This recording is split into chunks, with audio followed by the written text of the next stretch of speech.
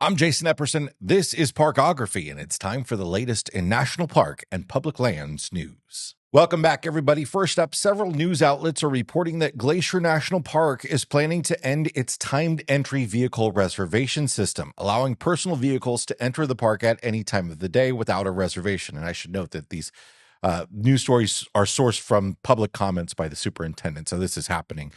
The reservation system was introduced in 2021 to manage crowding on Going to the Sun Road and reduce massive midday backups. While it succeeded in breaking up peak congestion, park officials say it created a new problem. Thousands of visitors started arriving before dawn to beat the system, which led to unsafe driving conditions, increased wildlife risk, and an experience that essentially required visitors to wake up at 4:30 in the morning just to enjoy the park. On average, this past summer, 600 to 700 vehicles entered Glacier before 7 a.m.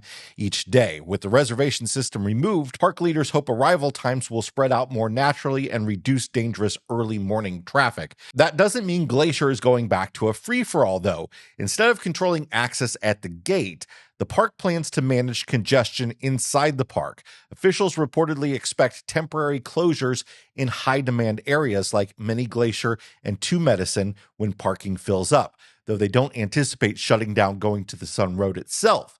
Logan Pass will see some of the biggest changes. A new 3-hour parking limit is planned for all personal vehicles, designed to keep spaces turning over throughout the day. Park officials are considering gated parking with automated kiosks to track time limits. So you may be able to get on Going to the Sun Road any time of the day, but whether you can stop and park remains to be seen. Shuttle service is also being overhauled. In 2026, Glacier shuttles will focus almost entirely on moving visitors to Logan Pass. Shuttles will require advanced reservations through recreation.gov and will operate as an express route starting around 6 a.m. The park expects to shuttle about 1,000 visitors per morning. Unlike previous years, shuttles will no longer stop at many popular west side destinations like Avalanche Lake, and hikers planning longer routes such as the Highline Trail will need to use the shuttle system. Glacier's not yet released an official announcement, and their website currently details the old plan, but park officials say a press release detailing the new plan is expected soon. If finalized, this would make Glacier the first major park to fully roll back a timed entry system after several years of use. Grand Canyon National Park is reopening the South Rim today, Wednesday, December 17th, after crews completed major repairs to the aging Trans-Canyon waterline that supplies water to the park. Overnight lodging at 4 lodges and the Trailer Village RV Park will resume, and reservations are now open. The park had suspended overnight stays on December 6th following multiple waterline breaks that strained the system. While repairs have stabilized the line and pumping has resumed, the park will continue operating under enhanced water conservation measures until water storage levels fully recover. Fire restrictions remain in place on the South Rim and in the Inner Canyon, prohibiting wood, charcoal, and campfires. Campers should note that Mather and Desert View campgrounds remain dry, with water spigots turned off. Potable water is available at the dump station. Down in the canyon, Phantom Ranch now has potable water again, though hikers are still advised to be prepared. The Trans-Canyon waterline, built in the late 1960s, has far exceeded its intended lifespan and continues to require frequent repairs. In 2023, the National Park Service began a $208 million multi-year rehabilitation project to replace and modernize the system, an effort aimed at securing reliable water access for millions of visitors and the park's year-round residents well into the future. More in a moment, but first, this episode is sponsored by Slinky Stove. Slinky Stove is the patented collapsible fire pit that stays intact when packed. It's perfect for RVs and car camping or in your own backyard. It sets up in seconds, providing you with smokeless airflow rings and a clean burning fire. No more dancing around campfire smoke. Inexpensive and packed with extras, the Slinky Stove offers a 3-level cooking system that gives you flexibility, whether it's morning coffee or evening campfire chili. And with contained ash, cleanup's quick, just the way it should be on public lands.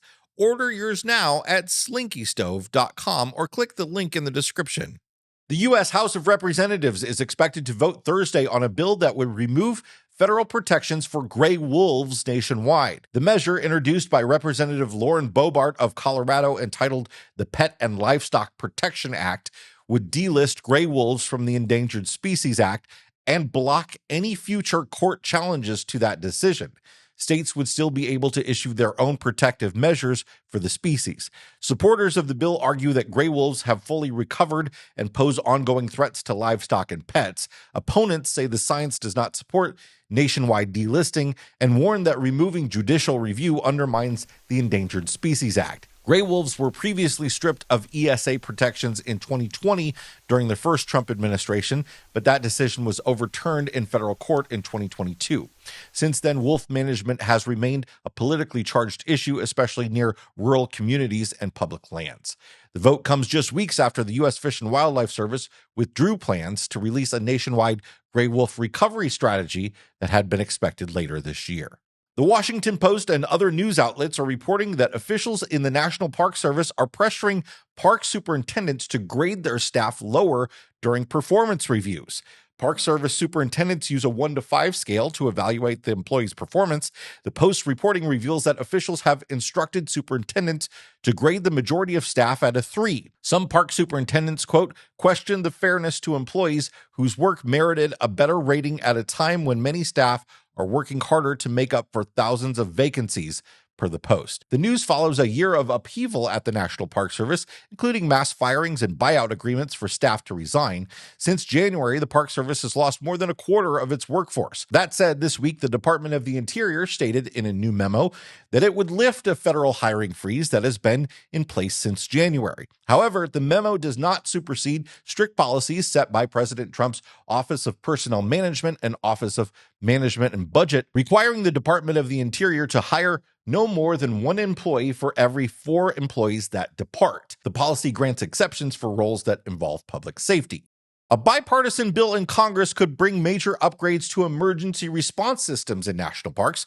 Wyoming Senator John Barrasso is backing legislation that would modernize National Park Service 911 call centers with next-generation technology. The proposal would allow park dispatchers to receive not just phone calls, but also texts, photos, and videos. Barrasso says the goal is faster, more accurate responses in emergencies, from lost hikers to vehicle crashes and wildlife encounters. The bill directs the Department of the Interior to develop a plan to upgrade Park 911 systems nationwide. The Making Parks Safer Act has support from senators in both parties and was one of the least controversial items discussed during a recent National Parks Subcommittee hearing. The hearing also touched on other park-related issues, including changes to fee-free days, staffing challenges, and broader debates over park management under the Trump administration. But on emergency communications, there appears to be rare agreement. Better technology could save time, resources, and potentially lives in America's busiest and most remote parks. A conservation group has filed a federal lawsuit challenging the Trump administration's decision to place President Trump's image on the 2026 America the Beautiful National Parks Pass. The lawsuit, filed last week by the Center for Biological Diversity, argues that the Departments of the Interior and Agriculture violated federal law by replacing the winning image from the annual public photography contest, a photo of Glacier National Park, with a portrait of President Trump alongside George Washington. Under the Federal Lands Recreation Enhancement Act, the annual Parks Pass is supposed to feature the winning photo from a public contest designed to highlight America's public lands and encourage public participation. The center says moving the Glacier image off the main pass and onto a newly created non-resident pass breaks that requirement and turns the annual pass into a political platform. The Interior Department announced the design change in late November, but has not commented on the lawsuit. The Center for Biological Diversity is asking the court to block the Trump image and require the agencies to use the contest-winning Glacier National Park photo as originally intended. The National Park Service has announced the early completion of the Tidal Basin Seawall reconstruction, a major step in protecting some of the nation's most recognizable memorials in Washington, D.C.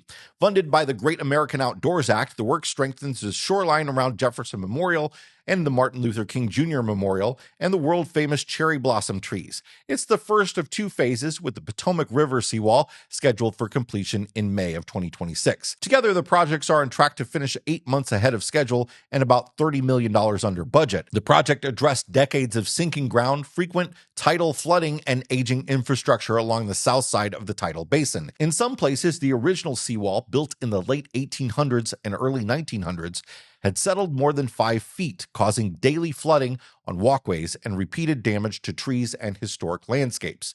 The new seawall has deeper foundations, a wider and more accessible walkway, and a resilient design that better prepares the area for future sea level rise and stronger storms.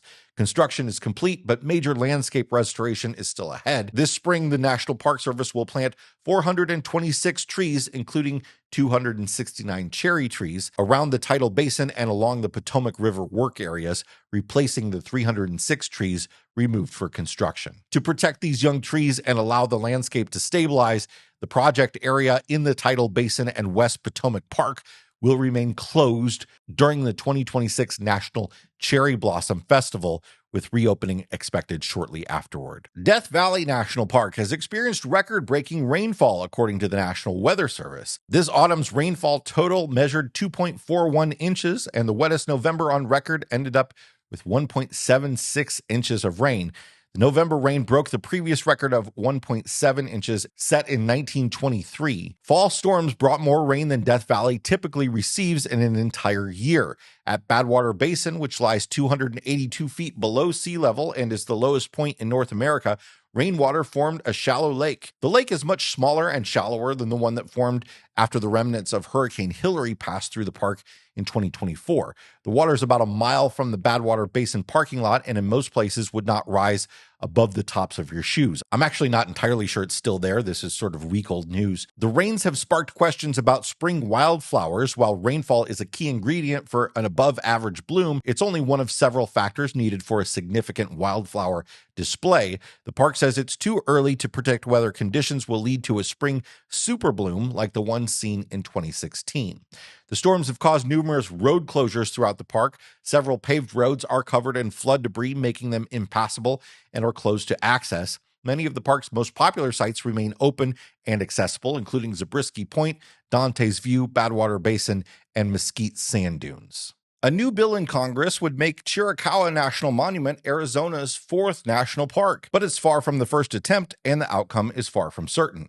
Chiricahua, an isolated and striking landscape in southeastern Arizona, known for its towering rock hoodoos and sky island ecosystems, has long been pitched as candidate for national park status. Last week, Arizona Representative Juan Ciscomani reintroduced legislation to redesignate the monument as a national park, joining earlier efforts that have stalled despite bipartisan support. While visitation peaked at more than 100,000 annual visitors in the late 1990s, that has since dropped to around 62,000.